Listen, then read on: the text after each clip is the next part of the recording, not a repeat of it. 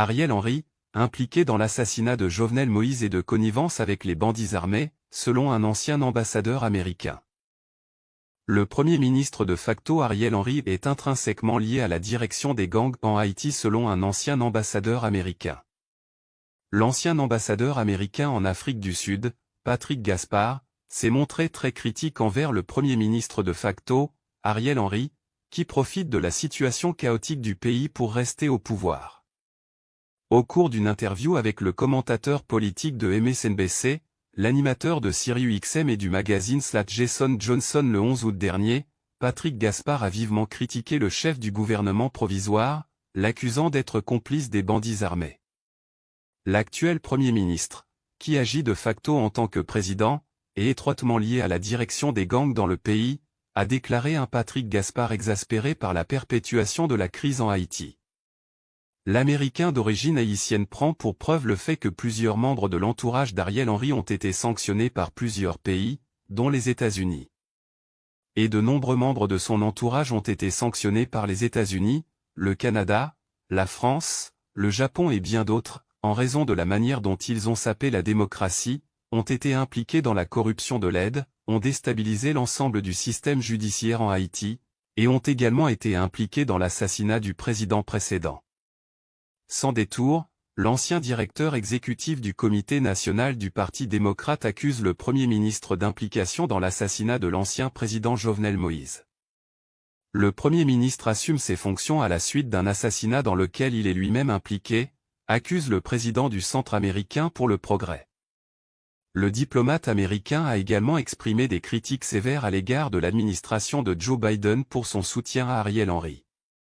Monsieur Gaspard a également déploré le fait que les États-Unis aient continué à soutenir Jovenel Moïse alors que son mandat était déjà arrivé à terme. Nous vous présentons ici la transcription complète de l'interview réalisée pour l'émission Un mot avec Jason Johnson du magazine Slat le 11 août 2023. Veuillez noter que la transcription et la traduction ont été effectuées à l'aide d'un logiciel d'intelligence artificielle, ChatGPT. Par conséquent, de légères différences pourraient exister par rapport au texte original. Pour une version plus fidèle des propos de l'ancien ambassadeur Patrick Gaspard, nous vous invitons à écouter l'interview du journaliste et professeur Jason Johnson avec l'ancien ambassadeur Patrick Gaspard en suivant le lien dans la description. C'est un mot. Un podcast de Slate. Je suis votre animateur, Jason Johnson. Toute l'histoire d'Haïti, en tant que nation, a été marquée par des crises et par de nombreux efforts américains et internationaux pour aider le pays. Mais même les observateurs les plus blasés affirment que les troubles actuels sont sans précédent. Que peuvent faire les États-Unis, si tant est qu'ils puissent le faire? Cette administration, qui place la démocratie et les droits de l'homme au cœur de sa politique étrangère, a l'obligation de mener à bien la transition démocratique dans le pays dès maintenant.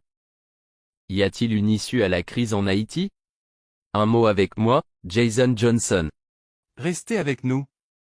Bienvenue à Award, un podcast sur la race, la politique et tout le reste. Je suis votre hôte, Jason Johnson. Depuis l'assassinat de son leader en 2021, Haïti est plongé dans un cycle de violence et de désespoir. La capitale Port-au-Prince est terrorisée par des gangs armés qui rendent la vie quotidienne presque impossible. Les citoyens ont vu leur quartier et même leurs maisons envahies par des bandits. Les enlèvements sont monnaie courante et le taux d'homicide est si élevé que les Nations Unies estiment que plus de civils sont morts en Haïti qu'en Ukraine au cours des 4 premiers mois de l'année. Le désordre a laissé l'économie du pays en ruine. L'inflation est galopante, rendant les nécessités de la vie, y compris la nourriture, hors de portée pour de nombreux Haïtiens. Les dirigeants de ce qui reste du gouvernement haïtien ont appelé les États-Unis et les Nations Unies pour qu'elles interviennent depuis près d'un an. Mais le passé d'Haïti est rempli d'interventions qui ont laissé son peuple plus pauvre, plus malade et plus en danger de violence et d'exploitation qu'avant ces interventions. Que devraient faire, le cas échéant, les États-Unis et la communauté internationale pour aider Haïti? Et quelles leçons peut-on tirer des interventions qui ont échoué dans le passé? Patrick Gaspard nous rejoint pour plus de perspectives. Ancien ambassadeur en Afrique du Sud, il est actuellement président et directeur général du Center for American Progress. Ambassadeur Gaspard, bienvenue à Un mot. Jason, merci beaucoup de m'avoir invité. J'ajouterai à votre présentation que je suis également un fier Américain d'origine haïtienne, qui est profondément préoccupé par les circonstances sur le terrain et par l'engagement constant de l'administration Biden, tel qu'il a été formulé, de placer la démocratie et les droits de l'homme au centre de notre politique étrangère, ce qui, malheureusement, ne semble pas toujours être le cas en Haïti. L'histoire récente d'Haïti semble passer d'une situation d'urgence à une autre.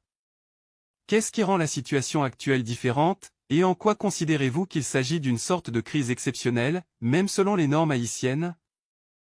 Qu'est-ce qui est vraiment différent dans ce que nous voyons en ce moment? Vous êtes un fin connaisseur de l'histoire. Vous savez donc, bien sûr, qu'Haïti, depuis son autolibération en 1984 jusqu'à aujourd'hui, est passé d'une crise à l'autre, la plupart du temps infligée à Haïti par des forces extérieures de la communauté internationale. Et malheureusement, une grande partie de cette crise provient aussi de l'intérieur de la nation et des tensions politiques qui sont directement liées à la violence des gangs que nous voyons dans les rues aujourd'hui. Et ce dernier aspect, Jason, est la chose distincte qui qualifie cette situation d'unique aux yeux des Haïtiens et de la communauté internationale.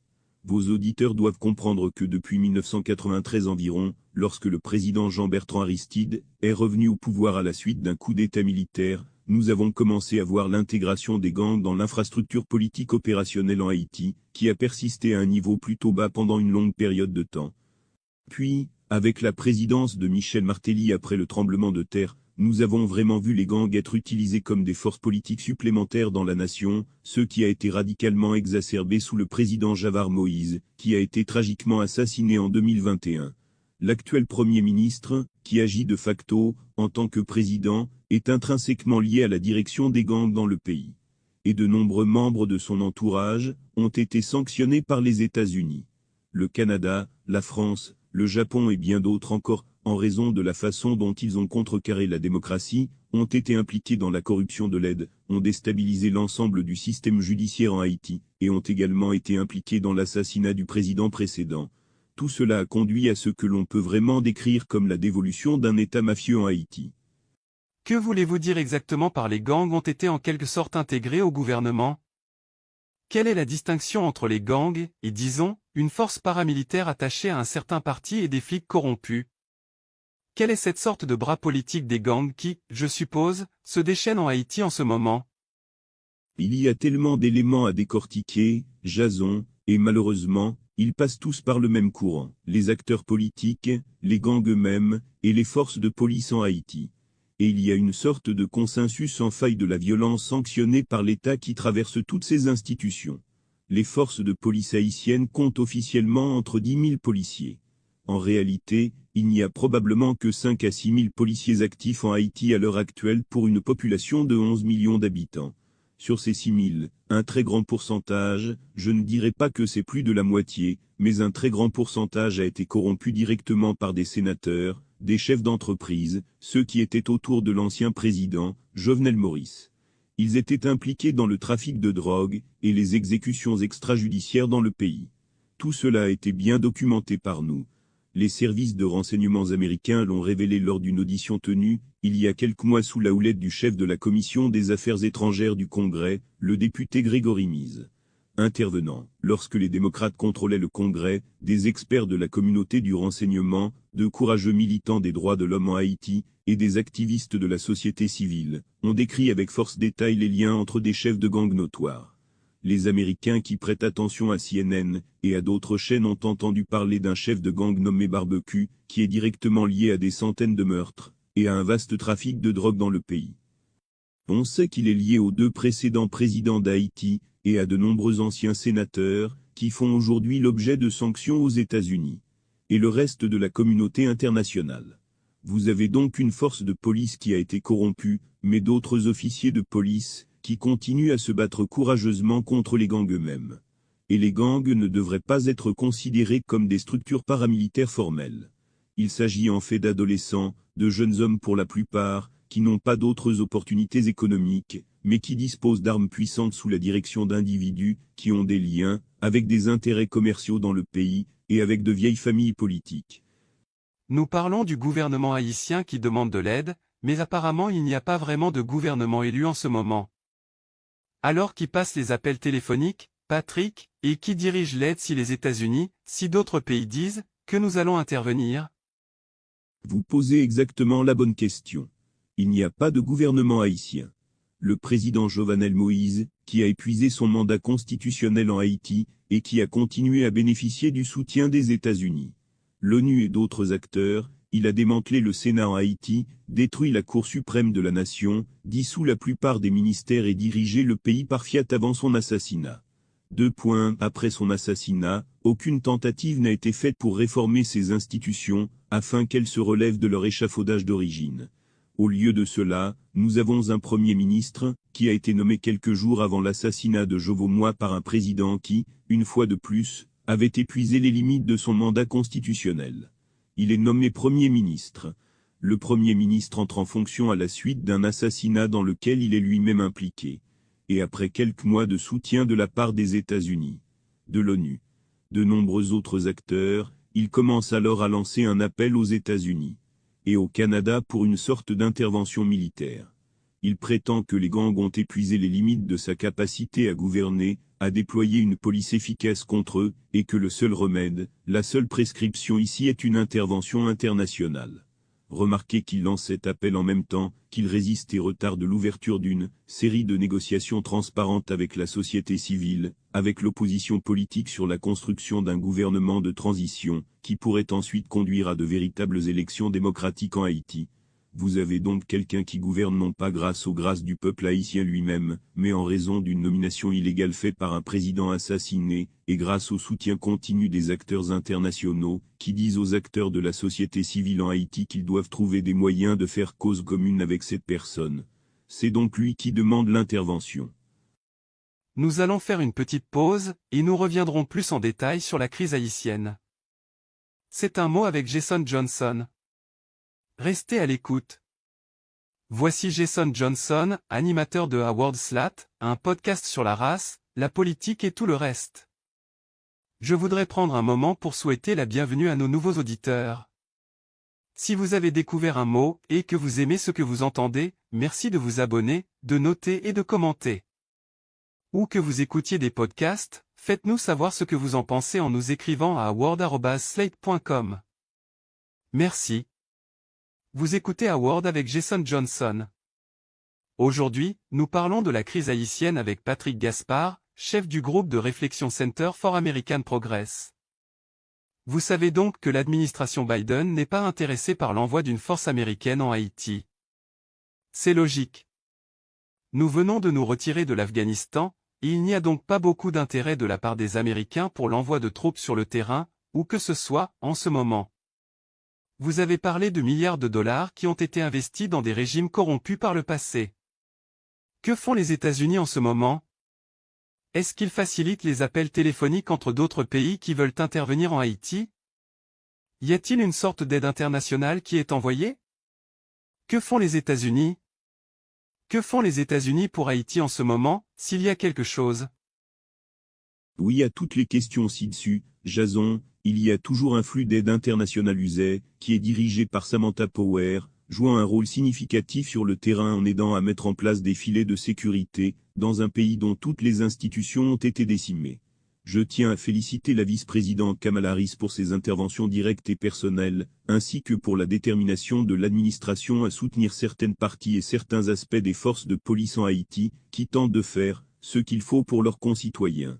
Mais en fin de compte, Jason, les États-Unis. Jusqu'à présent, les États-Unis n'ont pas été à la hauteur de leurs responsabilités, de leur obligation de faire pression sur un gouvernement illégitime, qu'ils ont soutenu, pour qu'il entame des négociations transparentes et significatives avec les citoyens haïtiens, les acteurs démocratiques haïtiens, pour qu'ils rétablissent ces institutions, et pour qu'ils s'orientent finalement, vers des élections légitimes en Haïti.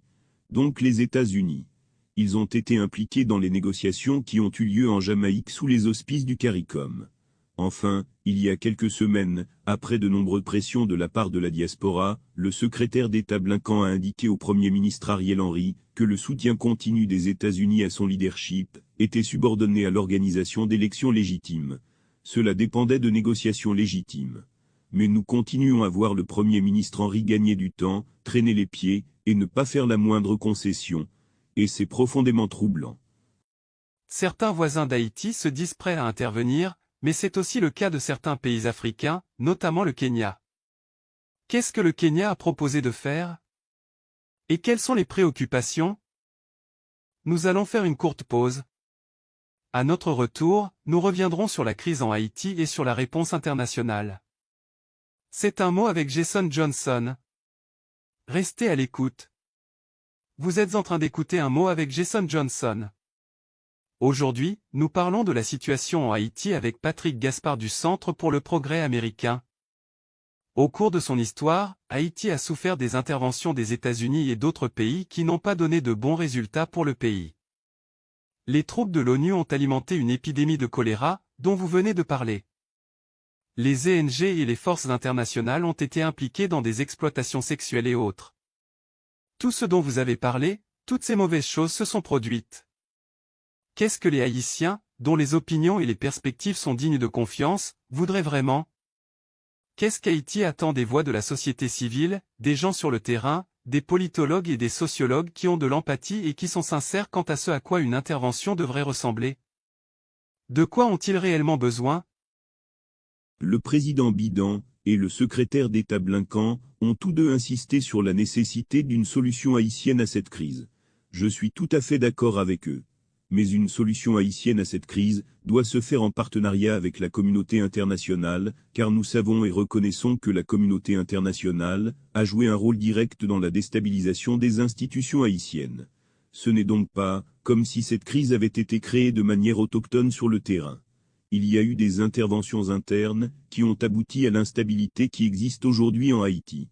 La société civile haïtienne, même avant l'assassinat du président Jovenel Moïse, s'est réunie et a créé un vaste pacte, avec plus de 2000 organisations, et a créé ce pacte appelé le Montana Compact qui a établi directement, clairement et puissamment comment l'aide dans le pays devrait être gérée, devrait être utilisée pour la construction d'infrastructures à long terme en Haïti. Il a clairement défini les mécanismes à mettre en place, pour rendre compte de la corruption et des actes de violence commis dans le passé dans le pays. Il a tracé la voie de la réforme de la constitution haïtienne. Les Haïtiens ont fonctionné sous une constitution qui a été conçue après l'intervention des Marines américains, il y a un siècle. Cela ne fonctionne pas. Cela n'a pas fonctionné à l'époque. Cela ne fonctionne pas dans l'Haïti d'aujourd'hui. Il doit être réformé, avant qu'un nouveau gouvernement puisse être mis en place. Et essentiellement, Jason, les Haïtiens seront les premiers à vous dire qu'il faut une forme de soutien au maintien de l'ordre en Haïti, qui puisse restaurer un sens élémentaire de la dignité dans les rues de la capitale, et dans tout le pays, pour rétablir l'ordre qui rendra alors possible l'intégration et le progrès économique dans le pays. Les Haïtiens veulent tout cela. Ils les veulent en partenariat. Ils veulent essentiellement être entendus, parce qu'ils réclament ces choses depuis longtemps maintenant. Les États-Unis ont un pouvoir démesuré en Haïti, comme tant d'autres. Et ils doivent être en mesure de tirer parti de ce pouvoir dans l'intérêt général des voix haïtiennes qui ont réfléchi, d'une manière très sophistiquée, à ce à quoi doit ressembler une transition en partenariat en Haïti. Quelles sont les conséquences réelles pour les États-Unis ou même cette partie du monde si personne ne fait quoi que ce soit à propos de ce qui se passe en Haïti en ce moment?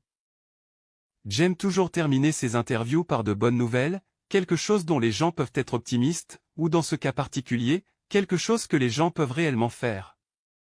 Donc, si quelqu'un écoute l'émission en ce moment, écoute un mot et se dit « D'accord, cela semble terrible, je ne savais pas que cela se passait en Haïti. Cela me préoccupe. C'est une crise humanitaire. Je m'en préoccupe parce que je me préoccupe du monde. Je ne veux pas que des gens viennent à la frontière pour faire ceci, cela ou autre chose. Qu'est-ce que quelqu'un qui écoute cette conversation en ce moment, Patrick, pourrait faire pour aider les gens qui souffrent en Haïti en ce moment? Heureusement pour nous, cette crise arrive à un moment où nous avons une société civile robuste, profonde et sophistiquée en Haïti, qui s'est jointe à une diaspora haïtienne active aux États-Unis. Nous nous lançons donc dans une sorte de plaidoyer musclé, une communication créative autour de cette question. Et une grande partie de cette action est centrée sur la sensibilisation des dirigeants du Congrès, de la Maison-Blanche et du département d'État. J'ai noté le leadership exemplaire du membre du Congrès Gregory Meek, l'un des leaders des démocrates au Capitole en matière de politique étrangère. Je pense que des membres du Congrès, comme Meek et d'autres, qui servent avec des leaders, comme Chuck Schumer qui ont appelé à une transition démocratique en Haïti, doivent être soutenus dans ces appels. et je pense que l'affirmation positive de ces appels par vos auditeurs, que ce soit sur les médias sociaux, ou par des appels téléphoniques directs, des lettres, des affirmations, ces positions seront utiles pour que ces dirigeants puissent porter la conversation au département d'État, à la Maison-Blanche, aux Nations Unies, et ailleurs en soutien à la diaspora haïtienne, et à la société civile vibrante d'Haïti. On peut donc affirmer qu'il s'agit d'un moyen de construire une résistance qui mènera au changement. Patrick Gaspard est l'ancien secrétaire général des Nations Unies. L'ancien ambassadeur des États-Unis en Afrique du Sud, et président-directeur général du Center for American Progress. Merci beaucoup de vous joindre à nous aujourd'hui dans le cadre de l'émission Award. Merci beaucoup, Jason. Et c'est un mot pour cette semaine. L'email de l'émission est award@slate.com. Cet épisode a été produit par Christy Tiwo Mackenzila. Ben Richmond est le directeur principal des opérations podcast de Slate. Alicia Montgomery est vice-présidente de Slate Audio. La musique de notre thème a été produite par Don Will. Je suis Jason Johnson. Rendez-vous la semaine prochaine pour un mot.